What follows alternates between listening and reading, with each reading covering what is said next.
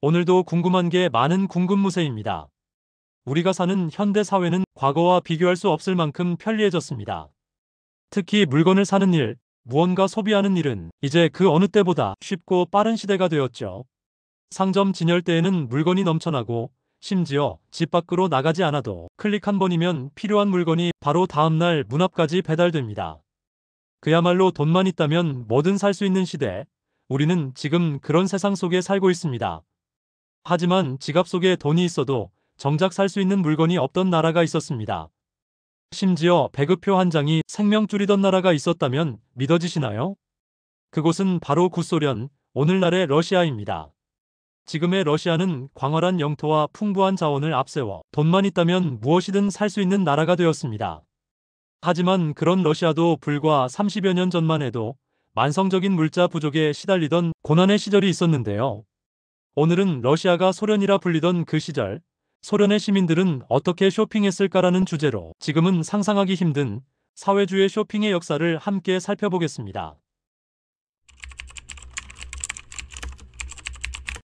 러시아는 1917년 볼셰비키 혁명의 성공으로 세계 최초의 공산주의 국가인 소비에트 사회주의 공화국 연방이 되었습니다. 이 시절 소련의 경제는 우리에게 익숙한 시장 경제와는 완전히 달랐습니다. 모든 물건이 개인이 아니라 국가의 계획에 따라 생산되고 분배되는 구조였죠.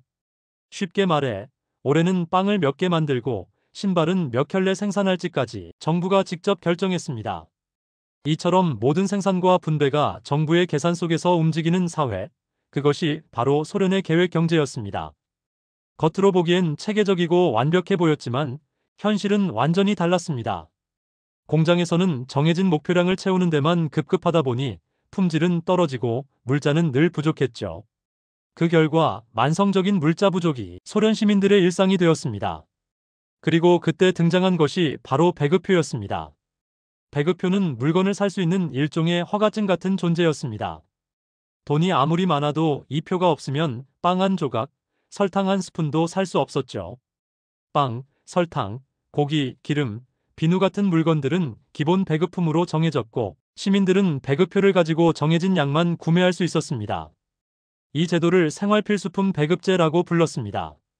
물론 모든 물품을 배급표로 사는 건 아니었습니다. 의류나 신발, 가구, 책, 가전제품, 장난감 같은 비생필품, 그리고 일부 사치품이나 수입품, 극장표나 음반 같은 문화용품 등은 현금으로 구매할 수 있었습니다. 하지만 그런 물건들조차 생산량이 적어 쉽게 구하기 어려웠습니다. 운 좋게 상점에 입고가 돼도 사려는 사람은 많고 물건은 적어서 가게 앞에는 언제나 끝이 보이지 않는 줄이 늘어섰습니다. 심지어 내부 연줄이 없으면 아무리 돈이 있어도 이런 물건을 구하기 힘들었습니다.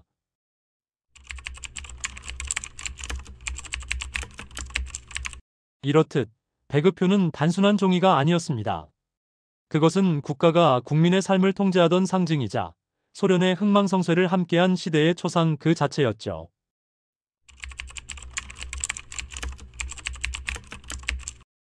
1917년 혁명 직후 내전과 경제 혼란으로 화폐 가치가 급락하고 식량난이 심각해지자 소련 정부는 국민에게 식량을 분배하기 위해 최초의 배급표 제도를 도입합니다. 이때부터 사람들은 돈이 아니라 배급표로 먹고 산다는 말을 하게 되죠.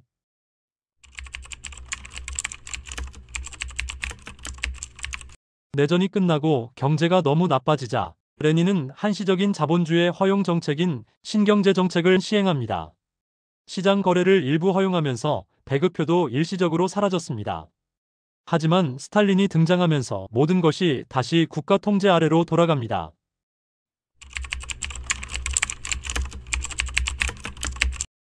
(5개년) 계획으로 불린 스탈린의 대규모 산업화 정책이 시작되자 식량과 생필품은 또다시 부족해졌습니다. 공업 생산에 자원이 쏠리면서 시민들에게 돌아가는 건 늘 부족했습니다. 결국 배급표가 다시 부활했고 노동자와 군인 우선이라는 원칙이 적용되었습니다. 즉, 직업에 따라 배급량이 달라지는 시대가 된 거죠.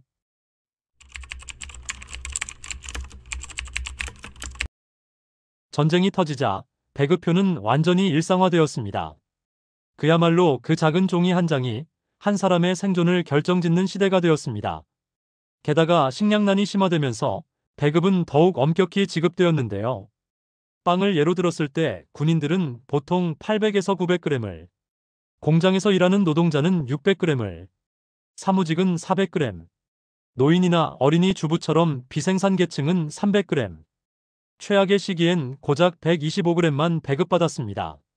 핵심은 직업과 계층에 따라 차등적으로 배급이 이루어졌다는 점, 그리고 전시 상황에 따라 배급량이 유동적으로 감축되었다는 점입니다.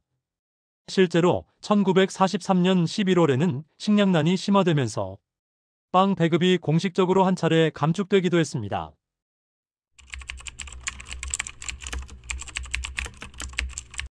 전쟁이 끝나고도 물자는 여전히 부족했습니다.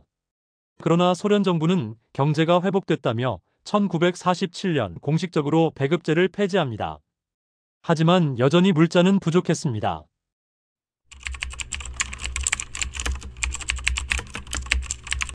표면상으론 자유롭게 물건을 살 수 있는 시대였지만 현실은 또 달랐습니다. 여전히 물건은 모자랐고 임시 배급표가 다시 등장했습니다. 특히 1980년대 후반 고르바초프 시절 경제 위기가 심해지자 빵, 설탕, 고기, 담배 같은 기본 품목은 다시 공식적인 배급표 제도로 돌아갔습니다.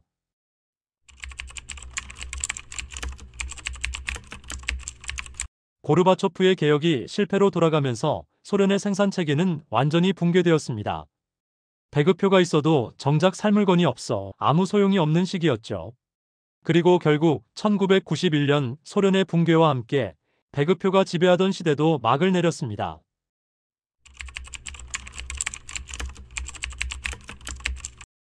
오늘날엔 명품백이나 한정 판매 제품을 사기 위해 사람들이 줄을 서지만 그 시절 소련의 시민들은 생존을 위해 줄을 서야 했습니다. 심지어 주식인 빵 한 덩어리를 사는 일조차 긴 줄을 서야만 가능했습니다. 그래서 그 시절 소련 시민들의 하루는 줄서기로 시작해서 줄서기로 끝난다는 말이 있었습니다.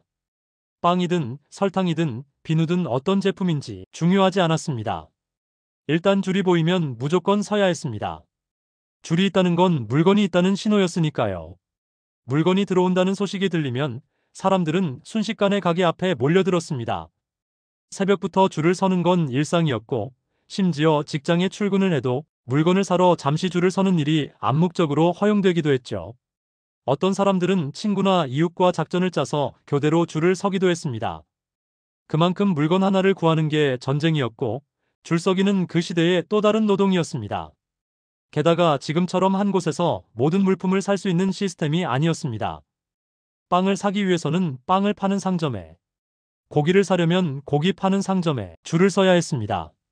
그래서 소련에서는 시민들이 줄이 있으면 뭘 파는지 몰라도 일단 줄을 서고 봤다는 우픈 얘기가 있었습니다. 하지만 그렇게 오랜 시간 줄을 서서 기다려도 물자가 워낙 부족해 품절이라는 말을 듣기 일쑤였습니다. 이런 일은 특히 옷, 신발 같은 소비재를 살 때 더 자주 일어났는데요. 게다가 이 시절에 자신에게 맞는 사이즈를 선택하는 건 사치에 가까웠습니다. 소련의 계획 경제에서는 생산 목표를 수량 기준으로 세웠기 때문에 품질이나 다양성은 거의 고려되지 않았습니다. 당시를 풍자하는 이야기로 자주 회자되는 예를 하나 들어보자면 정부가 올해 신발 100만 켤레 생산이라고 지시하자 공장들은 디자인이나 크기에 상관없이 숫자만 채우기에 급급해 왼발 신발만 100만 켤레를 찍어냈다고 합니다. 그 결과 나라 전체가 짝이 안 맞는 대형 신발 창고로 변했다는 우스갯소리도 생겼죠. 결국 정작 신을 만한 신발은 언제나 부족했습니다. 그렇기에 이 시절 신발이나 옷을 사는 일은 마치 사냥을 나가는 것과도 같았습니다.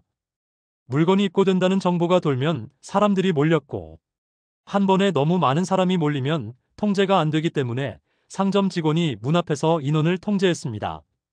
그래서 상점 안으로 들어가는 것만으로도 이미 반은 성공한 셈이었습니다.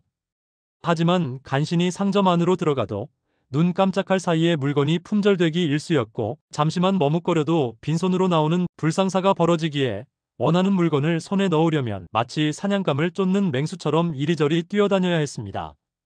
그렇기에 신발이나 옷을 살 때도 사이즈 선택은 사치였습니다. 그저 보이면 먼저 사는 사람이 승자였죠.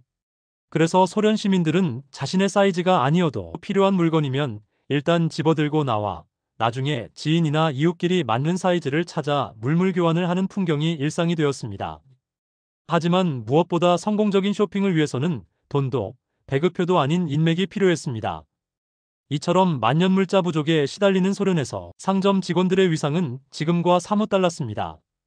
그들은 어떤 물건이 언제 들어오는지, 얼마나 들어오는지, 누구에게 먼저 줄지를 결정할 수 있었습니다. 이 때문에 상점 직원은 단순한 판매원이 아니라 작은 특권층으로 불리며 진열대의 권력가로 군림했습니다. 사람들은 물건을 사기 위해 직원에게 웃음을 보이고 선물을 하고 인맥을 쌓았습니다. 그게 바로 당시 소련식 연줄 경제의 핵심이었죠. 이 밖에도 자동차를 주문하면 보통 10년, 길게는 15년을 기다려야 했습니다. 생활용품이 부족해 샴푸 대신 세탁비누로 머리를 감았고, 비누가 귀하다 보니 한 번 머리를 감고 남은 거품물이나 세수물로 다시 손빨래를 해야 했죠. 나일론 스타킹은 귀하고 튼튼해서 망가지더라도 버리지 않았습니다. 잘라서 머리끈이나 고무줄로 쓰거나 심지어 병뚜껑을 밀봉하는 데까지 재활용했죠. 이렇게 모든 것이 부족한 시대에도 사람들은 생존을 위해 다양한 방법을 찾아냈습니다.